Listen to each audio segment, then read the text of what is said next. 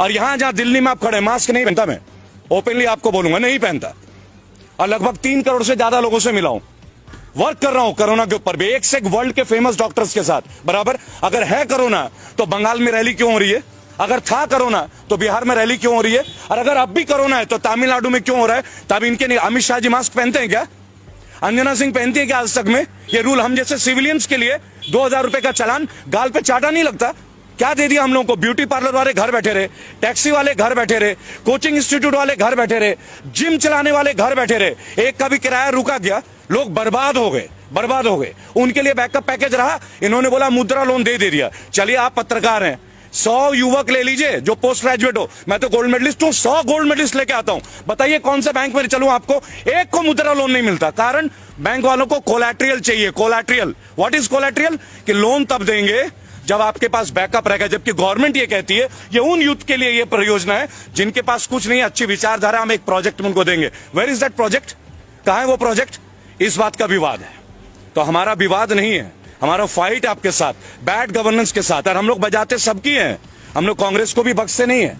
मैं आपको बता दूं, अगर राहुल गांधी में ही दम होता, उनमें ही क्वालिटी होती, तो हमें इनको थोड़ी झेलना पड़ता, अच्छे दिन का जुमला थोड़ी सहना होता। उन्होंने भी वही किया, इन्होंने भी यही किया। और आज अगर कुछ कोई अच्छा कर रहा है, अगर मैं अभी बोल दूं राहुल गांधी अच्छा है तो कांग्रेस का चमचा, अगर मैं अभी बोल दूं केजरीवाल बिजली दे रहा है तो उसका दल्ला, यही तो इनके पास रह गया। केवल आईटी की वॉर है हम लोगों के साथ, आईटी। और अब जो आपने बोला ना सोशल मीडिया, क्या हो जाएगा सोशल मीडिया में? रोक दोगे तो क्या होगा? बोलना बंद कर देंगे। अरे जिस रोड पे खड़े होंगे ना, वहां हजारों लोग खड़े होंगे। जुबान भी बंद कर दोगे क्या? जुबान बंद कर दोगे? अनुराग ठाकुर नहीं बोलते हैं गोली मारो, मार दो गोली भाई, गद्दारी तो दिखा दो। अरे गद्दार को तो जीने का हक ही नहीं है। आपके लोगों में अनुराग ठाकुर कौन से गाड़ी में घूमते हैं जी?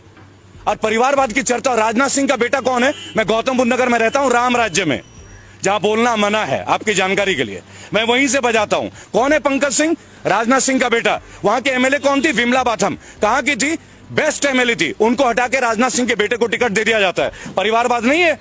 तब मुलायम सिंह याद आता है आपको, तब लालू याद आता है। Rules has to be made not biased for all, one for all for one. अब देखिए 12 करोड़ लोग हमारे फाउंडेशन से जुड़े हैं। इस साल के अंत तक 25 करोड़ का टारगेट है, और 2022 यूपी और 2024 पूरे देश में। लेकिन कोई पार्टी को सपोर्ट नहीं करेंगे। ओपनली हमने एक बात बोला है, जो भी कैंडिडेट क्राइम फ्री हो, जिनके ऊपर मुकदमा नहीं हो, औरतों के प्रति गंभीर केस ना हो, जिन्होंने छात्र में नेता कभी भी कोई काम किया हो, या जो अनएजुकेटेड हो, अपनी गली मोहल्ले का, उन सब लोगों को हम फाइट के लिए तैयार हैं। रेबल फाउंडेशन उनके लिए तैयार है। 97 केसेस लड़ रहा हूं, विनिंग रेट 100% है। आज तक हारे नहीं है जिस केस को उठाया है लीगली। अब ये चौथा केस है। अब देखिए इनको आरटीआई से हराएंगे, आज चौड़े में हराएंगे, इनको जवाब तो देना पड़े।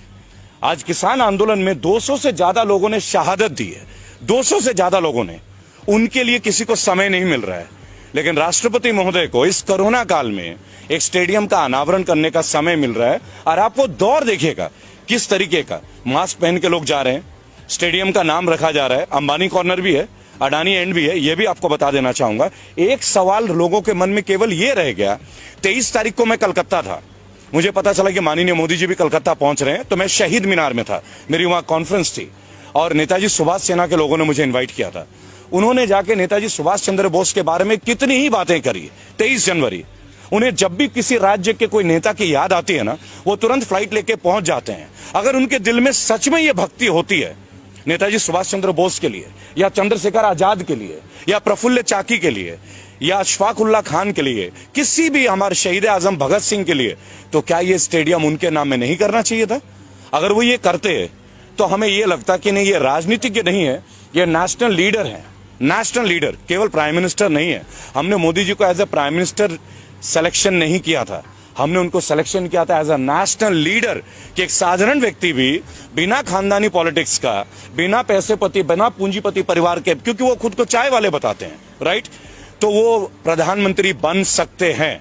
क्या फर्क रहा जब 2010 से पहले मायावती जी ने दलित प्रेरणा स्थल में अपना स्टैचू लगाया था, अपनी प्रतिमा लगाई थी।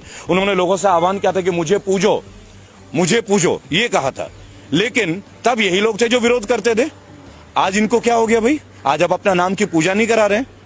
क्या इस वक्त उनकी उतनी उम्र हो गई है? अब बहुत जल्दी आप ये भी देखेंगे कि भारत रत्न आपको ना मिल जाए, क्योंकि जिस देश में मौजूदा प्रधानमंत्री के नाम पे स्टेडियम होता है और उसका अनावरण मौजूदा राष्ट्रपति करते हैं, तो कहीं ना कहीं सबको टेंशन होती है। महंगाई पे देखिए, देश के असली मुद्दे इस वक्त स्टेडियम नहीं है। देश का असली मुद्दा अगर आप देखना चाहें, कोई भी नेशनल मीडिया जो हमारी बेसिक मुद्दे उन पे चर्चा नहीं कर रहा है। क्यों ना चर्चा करे महंगाई के ऊपर, क्यों ना चर्चा करे बेरोजगारी के ऊपर। ये वही जगह है जहां हमने प्रोटेस्ट किया था 14 तारीख को, और ये वही जगह है जब 22 तारीख को लाठियां भांजी गई एसएससी जीडी के बच्चों के लिए। क्या दोष है उनका? 50 लाख लोगों ने फॉर्म भरा, 50 लाख लोगों ने। 100 रुपए का फॉर्म था, अरबों रुपए कलेक्शन होते हैं। देश का सबसे बड़ा घोटाला है। कौन कहता है कि सरकार घोटाला नहीं करती? सबसे बड़ा घोटाला है फॉर्म घोटाला। अरबों रुपए कलेक्शन करते हैं आप टेस्ट के नाम पे, फॉर्म के नाम पे। और खुद नित्यानंद राय जो राज्यसभा के मंत्री है, वो कहते हैं कि 1.25 लाख वैकेंसी है, तो 54,000 को क्यों ले रहे हो? जिन लोगों ने रिटर्न टेस्ट दे दिया, मेडिकल टेस्ट दे दिया, फिजिकल टेस्ट पास कर दिया, और कोई टेस्ट बचा ही नहीं, इसके ऊपर कौन बात करेगा? क्या राष्ट्रपति महोदय को मैं ज्ञापन देने गया था, आपकी जानकारी के लिए 14 तारीख को राष्ट्रपति महोदय का मैंने ज्ञापन दिया है एसएससी जीडी के अभिभावकों के साथ, उनके बच्चों के साथ। मैं स्वयं था। प्रत्यक्ष प्रमाण को आवश्यकता नहीं कि आपको इस पुख्ता सबूत दें। क्यों नहीं उनके बारे में बात हो रही है? केवल एनडीटीवी को छोड़ के कोई क्यों नहीं दिखा रहा है, या यूट्यूबर्स को छोड़ के कोई क्यों नहीं दिखा रहा? और कल से ओटीटी और हमारे यूट्यूब के ऊपर भी पाबंदियां शुरू हो रही है। पता है ये सब क्यों हो रहा है? वो कहते हम कांग्रेस मिटा देंगे, वो कहते हम ये मिटा देंगे। अरे आपको मिटाने की क्या जरूरत है भाई? आप अपने काम को इतना अच्छा कर लो ना कि दूसरे भी आपको जुड़ जाएं। ये भी आपको समझना होगा। आपका काम सर्वश्रेष्ठ होना चाहिए। अगर आप दूसरों को खत्म करने में सर्वश्रेष्ठ हैं, तो इसका मतलब है आपको काम करने का आदत ही नहीं है। देखिए, ministry of finance, Anurag Thakur ji के इतने बड़े बड़े स्टेटमेंट थे। आज से 3 दिन पहले आप गूगल पे देखें, चाइना की कंपनीज को 50 प्रोजेक्ट को अब यस सिग्नल मिलने वाला है। ऑफिशियल है, मैं आपको कोई भी मनगढ़ंत बातें नहीं बताता। अब ये 50 जो प्रोजेक्ट है, परियोजना है, उधर गलवान घाटी में हमारा चल रहा है। पिछले 1 हफ्ते से आप देख रहे होंगे कि चाइना के अधिकारी निरंतर हमसे बात कर रहे हैं। क्यों बात कर रहे हैं भाई? हम क्यों बात कर रहे हैं उनके साथ? हम वास्तविक जो नियंत्रण रेखा है उसके ऊपर हमें बात करने की आवश्यकता क्या है? जो हमारा है वो तो हमारा है ना, इसके लिए हमें बात करने की क्या जरूरत है? अंतर्राष्ट्रीय लाइन ऑफ एक्चुअल कंट्रोल और लाइन ऑफ कंट्रोल ये आज से तो है नहीं, कोई आजादी के वक्त से है ना। ब्रिटिशर्स ने इस लाइन को खींचा था, तब हमने माना था। और उसके बाद आप बात कर रहे हैं, और फिर अभी बीच में आ रही है 3 दिन पहले कि चाइनीज कंपनी को 50 परियोजनाओं को ग्रीन सिग्नल मिलने वाला है। अनुराग ठाकुर का है जी, आप देख लीजिएगा, टाइम्स ऑफ इंडिया में देख लीजिए, ट्रिब्यून में देख लीजिए। मेरा केवल एक तात्पर्य है इन सब मुद्दों के दौरान कि देश में स्टेडियम का नामकरण हो रहा है मौजूदा प्रधानमंत्री के नाम पे, और उनका अनावरण कर रहे हैं मौजूदा राष्ट्रपति। वो राष्ट्रपति महोदय जिनको 200 लोगों की शहादत पे वक्त नहीं मिल रहा है, वो राष्ट्रपति महोदय जिनको मुरादनगर में एक, आप बोलते हैं कि हम प्राइवेटाइज का विरोध क्यों कर रहे हैं, आपको उदाहरण देंगे कि क्यों हम लोग उदाहरण दे रहे हैं कि आपको सरकारी संपत्ति आप क्यों बेच रहे हैं, उसके ऊपर उदाहरण है। आज से महज 1.5 महीने पहले मुरादनगर में एक परिवार का अंतिम दाह संस्कार था। आप सब यूट्यूबर्स आप परिचित होंगे इस समाचार से, और कई परिवार गए थे उनके अंतिम संस्कार के लिए। और 2 महीने पहले वो शवगृह बन के तैयार हुआ था, उसका जो भवन है, अचानक से छत गिर जाता है और 25 लोगों की अर्थी उठती है उसी शमशान घाट से। 2 महीने पहले कंस्ट्रक्शन, 1 लाख कॉन्ट्रैक्टर और 25 लोगों का जान खोना, और क्या मिलना? 2 लाख रुपए का मुआवजा। 2 लाख। जिस सरकार में सीना चौड़ा करके एक बीजेपी का कार्यकर्ता मिल जाए ना, मैं तो उनके बीच जाता हूं, उनसे एक बात पूछता हूं केवल, आप 5 लाख करोड़ की बात करते हैं कि जीएसटी में आपका कलेक्शन है, और हमारे देश के नागरिकों को 2 लाख रुपए का मुआवजा मृत्यु होने पे, वो भी जिसपे सरकारी रवैये के भुक्तभोगी हैं, वो भुक्तभोगी हैं, तो इनके ऊपर कब बात होगी? कब बात होगी इनके ऊपर? इनको 2 लाख क्यों? देश तरक्की कर रहा है। आप ये कह रहे हैं कि देश तरक्की कर रहा है, राइट? अगर देश तरक्की कर रहा है तो देशवासियों से तरक्की होती है ना।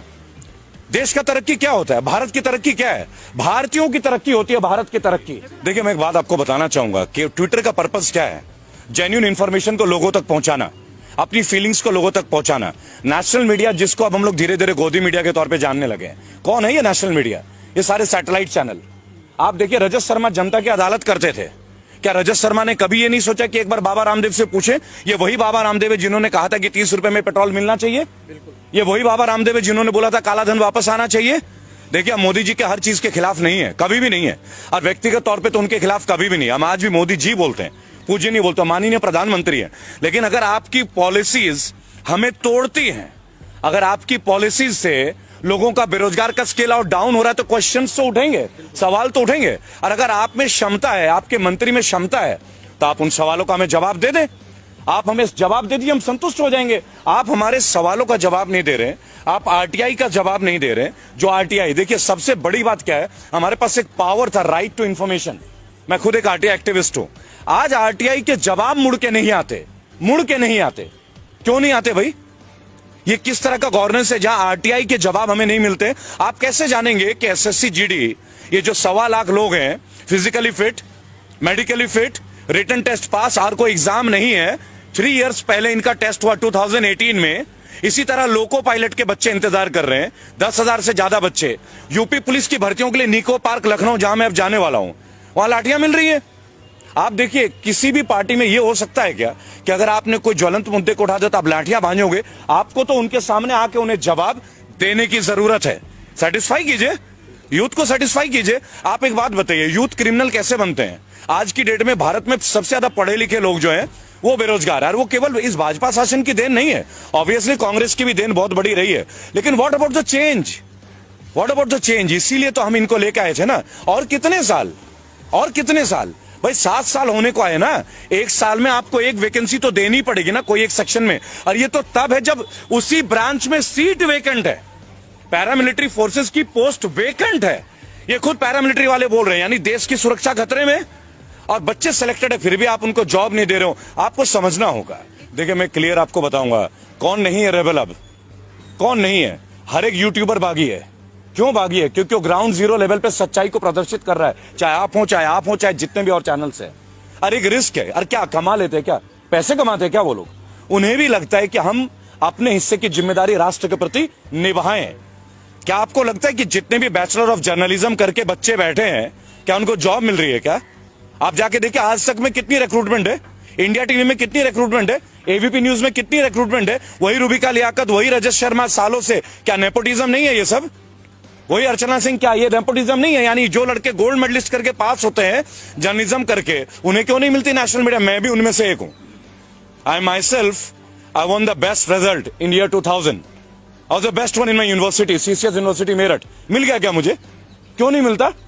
उसके लिए आप क्या बोलेंगे कि आपने अच्छी मेहनत नहीं की? लेकिन हमें अपने हिस्से का वो जॉब नहीं चाहिए, लेकिन हमें अपने हिस्से का सम्मान तो चाहिए ना। और जो युवक आज डिपेंडेंट है, जिनका परिवार उन पर डिपेंडेंट है, देखिए लोग एमबीए कर रहे हैं, बीटेक कर रहे हैं, लोग पैसे ले रहे हैं, कर्ज ले रहे हैं, माँ बाप जमीनें बेच रहे, कोई जेवर बेच रहा है, बेटियों की शादियां रुक रही है कि पहले पढ़ ले, ये भाई नौकरी में लग जाएगा तो लोन लेके इनकी शादी ब्याह। ये भी एक ट्रेंड है भारत की, ये वास्तविकता। ये नहीं कि आज मोदी काल में हो गया, पहले से भी थी। लेकिन ये सबसे निम्न वर्ग का एक रिजल्ट है कि आप लगा लीजिए, हम पहले देश बन गए जिसने तमाम सरकारी एसेट बेचने शुरू कर दिए, और वो भी वो सरकारी एसेट जो प्रॉफिटेबल है। मसलन ONGC, we are in profit, LIC, we are in profit, बराबर। अब ये रेलवेज को बता रहे हैं प्राइवेट और रेलवेज घाटे में। तो मुझे एक बात बता दीजिए, लालू प्रसाद यादव एक करप्टेड नेता, ये इनका कहना, और जेल में होंगे भाई, सजा मिली है, लेकिन 2005 में वो रेलवे मंत्री थे, रेल मंत्री, और 20,000 करोड़ का मुनाफा था 1 साल के अंदर। तो क्या पॉलिसी थी वो? और इनके पास तो पूरी स्ट्रैटेजी है। निर्मला सीतारमन जैसी स्पीयर हेड है, स्मृति ईरानी जैसे स्पीयर हेड है, सनी देओल जैसे स्पीयर हेड है, कंगना जी है, अक्षय कुमार है, सुनील शेट्टी भी ताजा ताजा जुड़े हैं इनसे, अजय देवगन भी जुड़े हैं। तो ये क्यों नहीं उसको ग्रोथ में ले आ पा रहे? क्या आप एक बात बताएं, क्या अपने चीजों को प्राइवेट करके हम मजबूत होते हैं क्या? वो कहते हैं सरकारी लोग काम नहीं करते, तो ये तरीका है, आप विभाग ही खत्म कर दोगे। तो एक काम करो, मंत्री भी प्राइवेट कर लेते हैं। आप भी तो सरकार का रिप्रेजेंटेशन कर रहे हो ना, क्यों लेते हो पेंशन? पिछले 6 साल में 3 बार माननीयों की तनख्वाह बढ़ी है। मैंने अभी यशपाल आर्या, जो कि उत्तराखंड के कद्दावर नेता हैं बीजेपी के, मैंने उनसे एक बात पूछा कि भाई साहब, आपके ड्यूटी में जो आईपीएस है, ये बेईमान है क्या? ये पुलिस वाला हरामखोर है क्या, जो इसको पेंशन नहीं मिलती? आपने ईमानदारी कैसे, कौन सा खड्डा खोदा है जो आपको 3-3 पेंशन मिल रहा है? जब आप पार्षद थे तब 1, एमएलए थे तब 2, एमपी बने 3 और मंत्री बने 4। यानी आईपीएस के लिए जो 10 साल रगड़ रहा है अपना, दिल्ली में आके कोचिंग ले रहा है, घर से पैसे भीख मांग के ला रहा है, वो ईमानदार नहीं है। और आप जो व्हाइट कुर्ता पजामा पहनते हो, आप ईमानदारी का ठंगा लेके, और आपके घर का हर आदमी बीएमडब्ल्यू और फॉर्च्यूनर के नीचे घूमता नहीं है। आप बता दीजिए, मोदी जी के काल में सैलरी बढ़ी नहीं है क्या? क्यों बढ़ी वही सैलरी? अगर आप ईमानदारी का परिचय देते, घटाइए ना, एनपीएस उन पे भी लागू कीजिए, पेंशन बंद कर दीजिए। हम आपके साथ खिलाफ नहीं है, सख्त आपकी विचारधारा को समर्थन करेंगे, लेकिन एक कंडीशन है। 5 सवाल है। देखिए, आप लोग इतने सवाल पूछते हैं ना, 5 क्वेश्चन पे हमारे साथ आके डिबेट पे आ जाइए। Only 5 question. पहली बात, एम्प्लॉयमेंट के ऊपर बात करते हैं। फर्स्ट, एम्प्लॉयमेंट के ऊपर बात कर लेते हैं, केवल एम्प्लॉयमेंट।